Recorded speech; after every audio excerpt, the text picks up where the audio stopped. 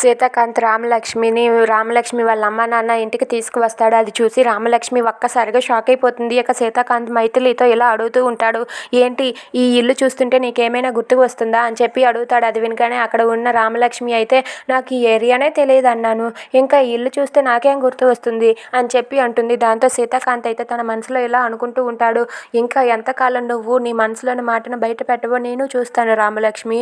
ఇప్పుడైనా సరే మీ అమ్మ నాన్న ప్రేమ చూసైనా సరే నువ్వు బయటపడవా, నేను చూస్తాను కదా అని చెప్పి సీతాకాంత్ తన మనసులో అనుకుంటాడు.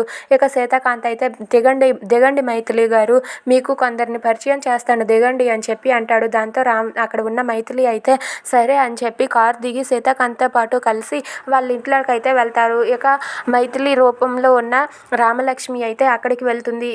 ఇక తన కూతురు రామలక్ష్మి వచ్చిందని చెప్పి అక్కడ ఉన్న రామలక్ష్మి వాళ్ళ అమ్మ నాన్న చాలా సంతోషిస్తారు. అమ్మ రామలక్ష్మి వచ్చావా అమ్మ, నాకు తెలుసమ్మా, నాకు తెలుసు నువ్వు చనిపోలేదు, నువ్వు బ్రతికే ఉన్నావని నాకు తెలుసమ్మా, ఎన్నాళ్ళకమ్మ మళ్ళీ నిన్ను చూశాను అని చెప్పి అక్కడ ఉన్న రామలక్ష్మి వాళ్ళ నాన్న రామలక్ష్మిని చూసి మురిసిపోతూ ఉంటాడు. అది చూసి రామలక్ష్మి అయితే ఏం చేయలేక మౌనంగా ఉండిపోతుంది. ఇక అక్కడ ఉన్న వాళ్ళ అమ్మ కూడా రామలక్ష్మి దగ్గరకు వచ్చి, అమ్మ నువ్వు బ్రతికే ఉన్నావమ్మా, నాకు తెలుసమ్మా, నువ్వు బ్రతికే ఉంటావమ్మా, మంచి వాళ్ళకి ఎప్పుడు మంచి చేస్తాడమ్మా భగవంతుడు అని చెప్పి రామలక్ష్మిని దగ్గరకు తీసుకొని ముద్దు పెడుతుంది. దాంతో రామలక్ష్మి అయితే ఏం చేయలేక మౌనంగా ఉండిపోతుంది. అది చూసి సీతాకాంత్ అయితే ఎప్పటికైనా సరే నీ ప్రేమను బయట పెట్టవా, అయినా నువ్వు ఎప్పటికైనా రామలక్ష్మి అని నిజం ఒప్పుకోవా అని చెప్పి మైథిలితో అంటూ ఉంటాడు. దాంతో మైథిలి అయితే ఏం మాట్లాడుతున్నారు మీరు, అసలు వీళ్ళంతా ఎవరు అని చెప్పి అంటుంది. అది వినగానే రామలక్ష్మి వాళ్ళ అమ్మ నాన్న ఒక్కసారిగా షాక్ అయ్యి అలా ఉండిపోతారు.